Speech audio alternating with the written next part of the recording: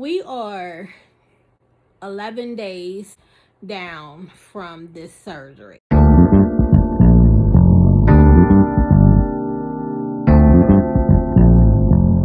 It was Tuesday, Monday. Okay, so Monday I went to the pulmonary doctor. I think I told you I needed to go to the pulmonary doctor. So Monday I went to the pulmonary doctor and he was so rude. When I tell you the things that were running through my mind was like,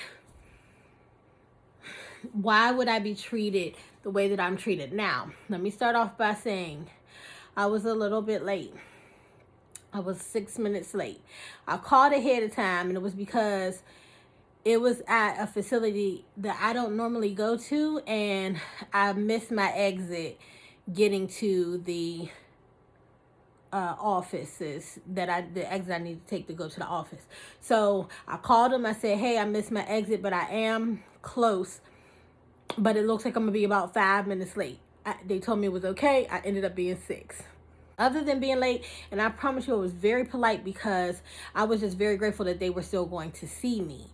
I asked them, could I still be seen, or did I need to reschedule, and let them know if I need to reschedule. I understood, and I would still come in to do the scheduling. When I got there, they told me I was fine, that I could still be seen, that I was still within their grace period. So I said, okay.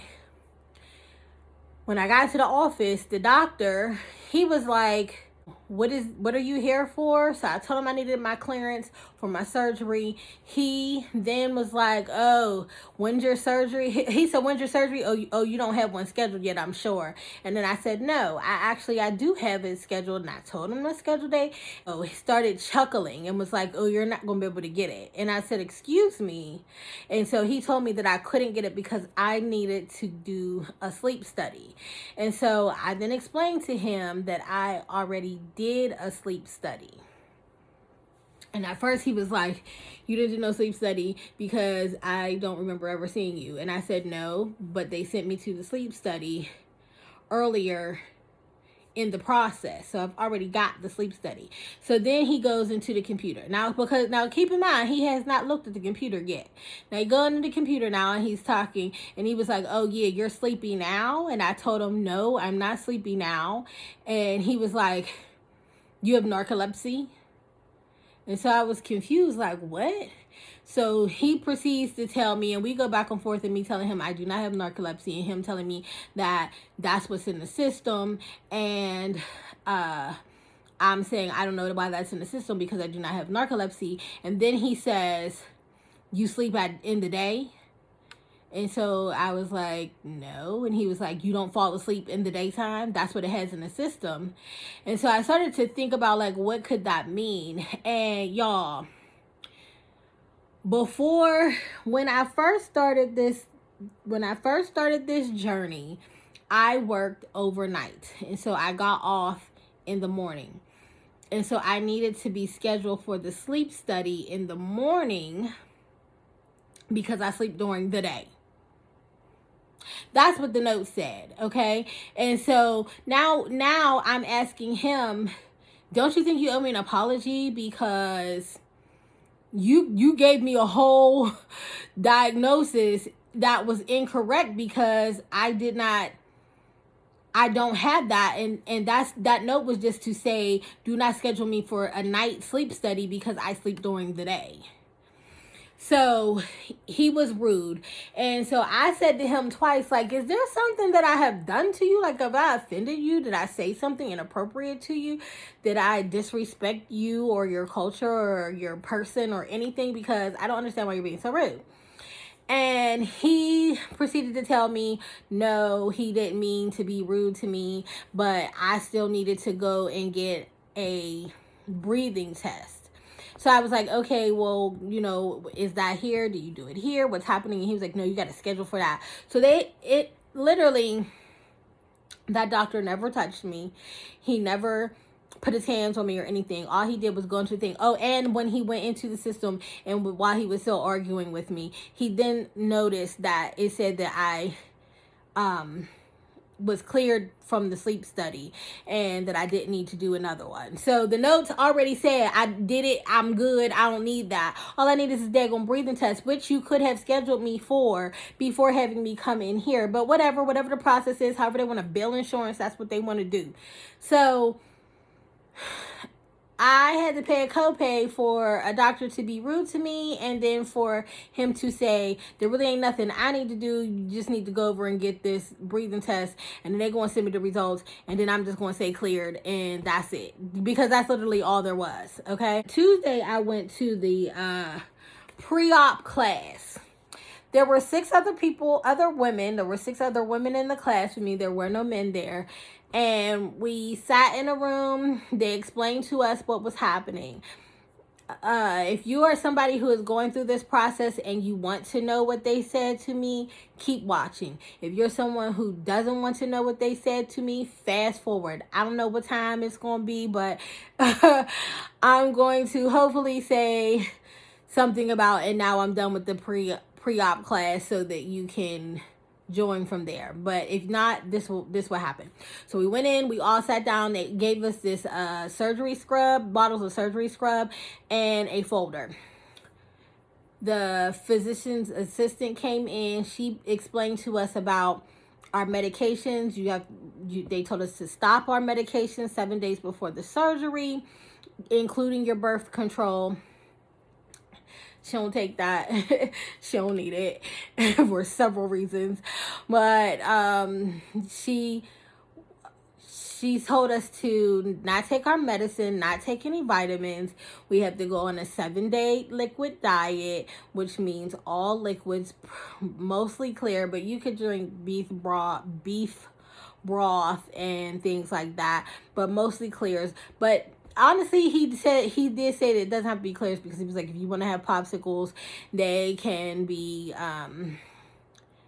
reds or purples or whatever. Like, you can have those. That's not a problem for the pre-op surgery. It just needs to be liquid, so you can have popsicles on that diet. So that was the other prerequisite. They told us how to wash up. Like, you have to take your regular shower, but then you have to use that surgical scrub stuff and scrub your abdomen, because that's where the surgery is going to happen.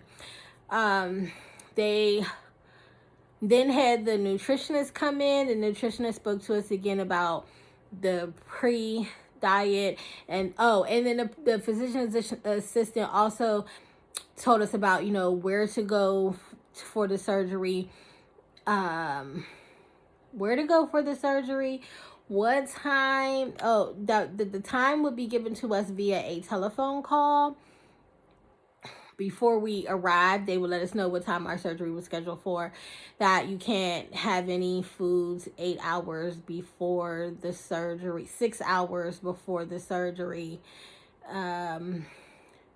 What you could wear, because when you're done, when you have the surgery, almost immediately after they take you to your room, they want you to up and walking, because they fill your stomach up with air and they need you to get the gas out. So you need to walk to get that out. And so she was saying you can wear the hospital gown, but y'all know our hospital gowns be having you like ass out. So to not be butt out the whole time, you could go head on and bring you a pair of sweatpants or a cute little nightgown, something that you want to walk around in, maybe some slippers that you may like, or something for your feet that you may like to walk around, because you have to walk. They told us you have to walk every 30 to 60 minutes after the surgery. Okay, so they also told us that because of COVID, you can only have one visitor.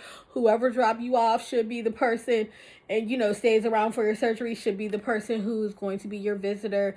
If not, if you get dropped off by one person and another person is going to come in after the surgery, that's the only person that can be there the time that you're there. You're really only supposed to be there one night. So it shouldn't be that bad. Now, my friends are in another state, and so they were like, do you want us to get flights? We can get flights. We'll come on up there. And I was like, not for one night in a hospital. That's not necessary. Come see me, or get me a flight. Get me a flight, please, when I'm bam, so you can see my new slim body, because you know that's what I really would like to do. So that they agreed that they would do that. I have one friend here, and even that person, I said, just come past the house. You don't need to be worried about going to the hospital. I don't need all of that for one night. I'm going to be here and, you know, chilling. So that's when I'm going to need somebody to come entertain me, keep me company. So that's the plan. My daughter should be going to the hospital with me. One's going to go with me and stay there for a couple hours, and then the other one's going to come pick me up the next day. They got a tag team. Tag team, back in, check your record, whatever, however that song go. Whoop, there it is. But so that's how that's going to go. So the nutritionist came in. The nutritionist said, they told us about all the vitamins that we're going to have to take afterwards. You have to take vitamins. They've had me on vitamins the whole 6 months. That they're going to have us on other vitamins. So his whole conversation was, instead of having to take one of these and one of these and one of these and one of these, they were telling us what to get, like a bariatric vitamin, post-surgery vitamin that you need to have. So then you don't have to take a whole bunch of them. You take one, like, chewable tablet or soft chew little piece, like Starburst kind of thing, to get your vitamins in, because you're going to need your vitamins. So that was that conversation. And then they went into, again, the liquids, the clears. You before the surgery, you can have soups.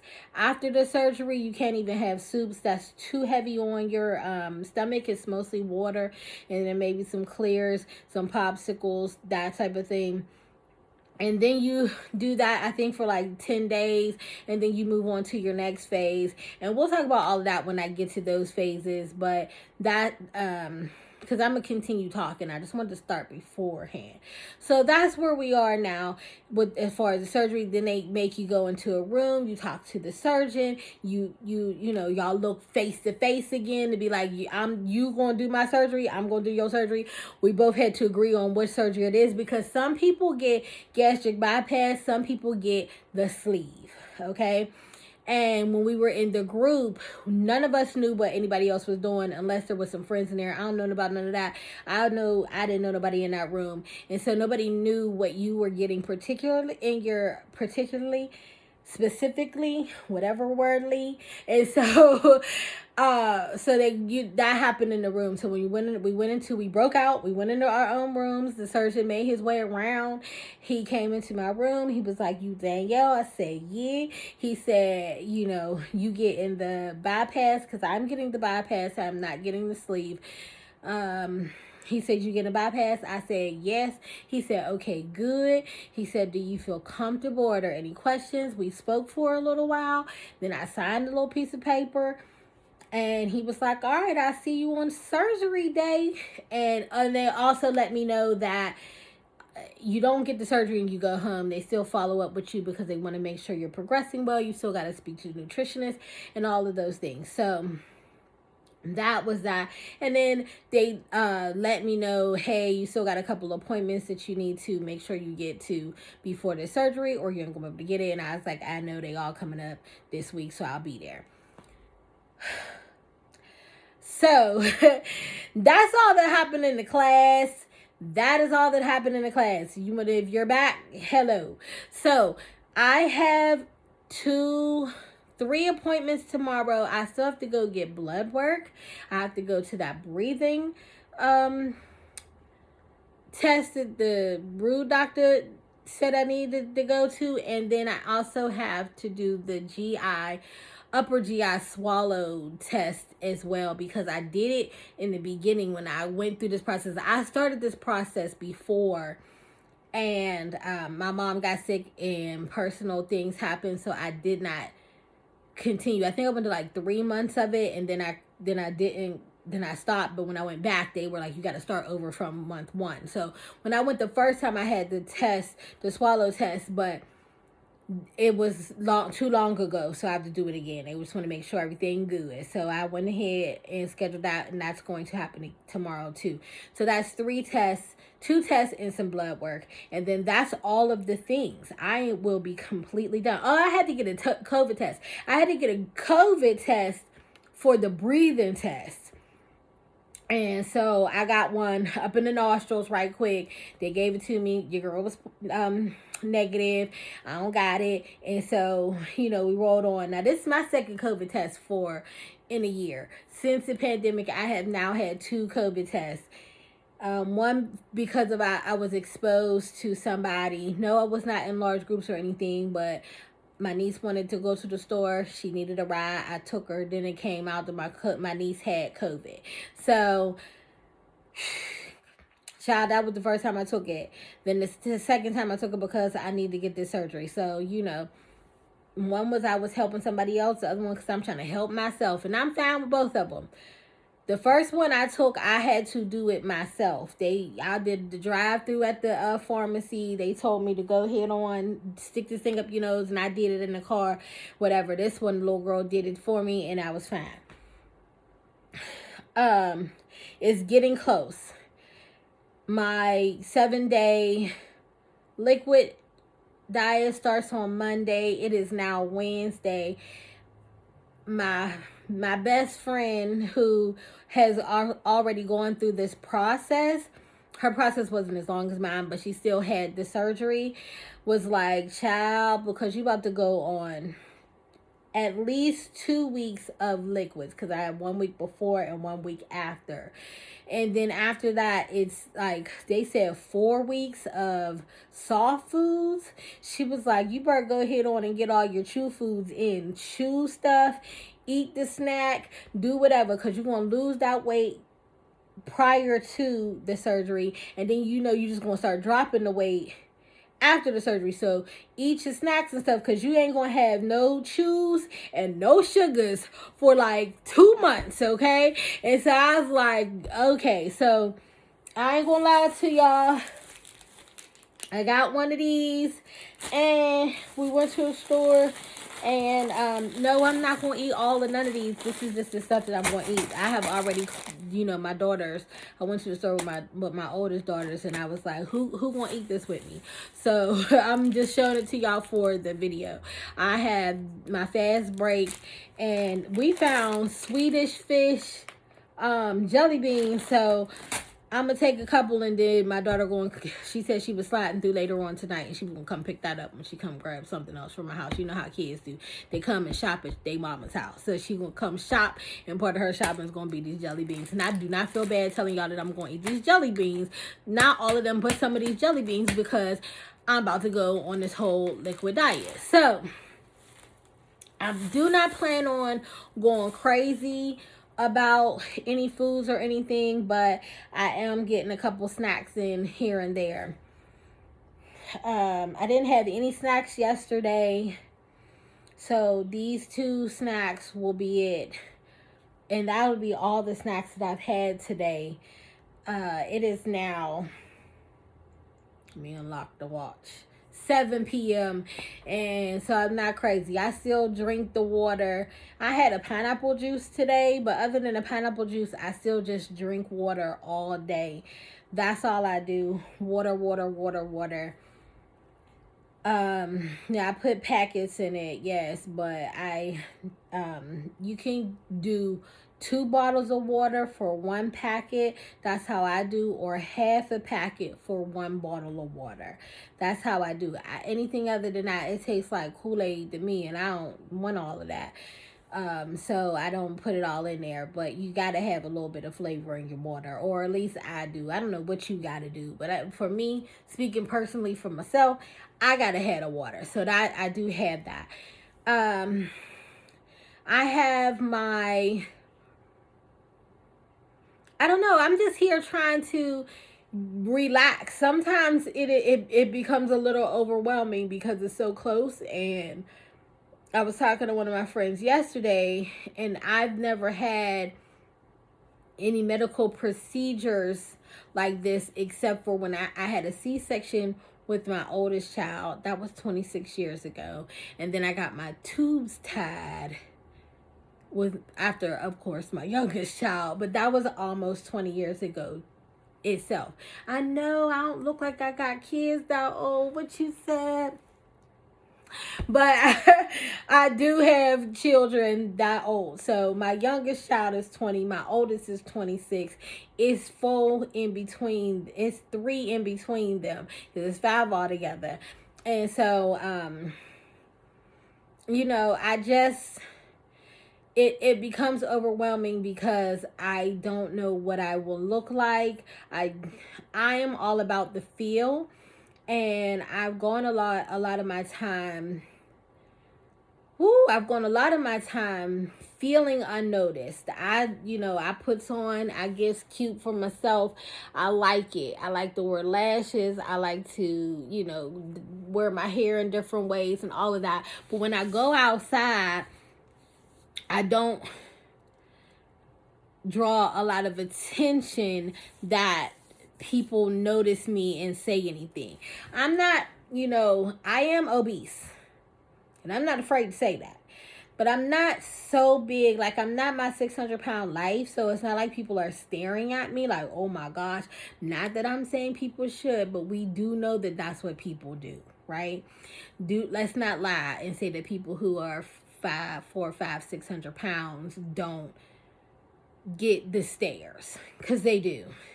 I don't feel the stares when I'm walking around, but nobody tries to talk to me. I never have men or women trying to approach me for my phone number, for a date, or anything like that. A lot of times people don't even speak when I speak to them. That's just true. For a long time, I wanted to write a book about nobody wanting to sit next to me on the bus, because I take up a little bit more than a seat. Like, I haven't rode the bus in years, but when I was riding the bus, because I've been plus size for almost ever. And so I used to always feel a way, because even though I didn't really want people sitting next to me, I didn't want people to not want to sit next to me on the bus. And that was the thing for me. So now, again, I think I spoke about this before, like, what if my attitude ain't right? But I'm also just kind of like, what's going to happen if somebody's like, hey girl? Because ain't nobody hey girl me since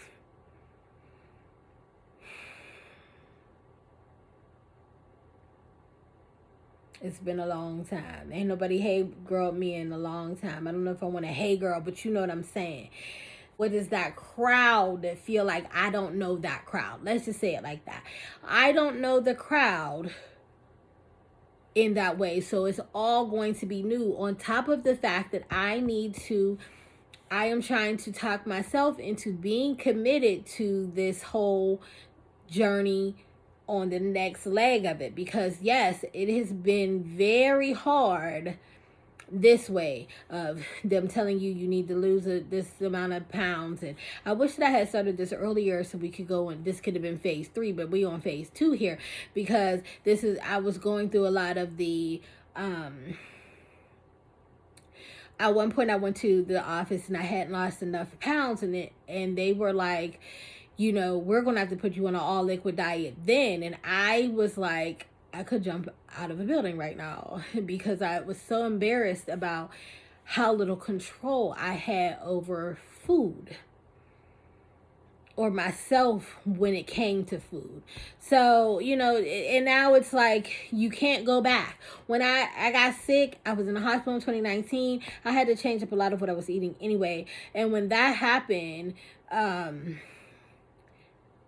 there was a time when like my issues leveled out, and so it was like, oh, you can't have mashed potatoes again. And I was like, shouldn't have told me, because I'm on my way. Now it's like, you really have to be cautious, and you have to work out way more than I've been working out this last 2 months. Ain't gonna lie to you. You got to work out way more. So I'm committed. I have my things. I'm ready. I've got a plan together, which I feel good about. And so, we're moving on. We're moving strong. And I told you, when we get to day 10, then I'm going over to TikTok. So I will talk to you guys here, but I will also be starting my 10 days till my surgery on TikTok. So if you want to find me over there, it's me, Danny, and I'm on TikTok. I have videos up already, so go over there and see me being cute. Anyway, We on day 11, and the sister is tired.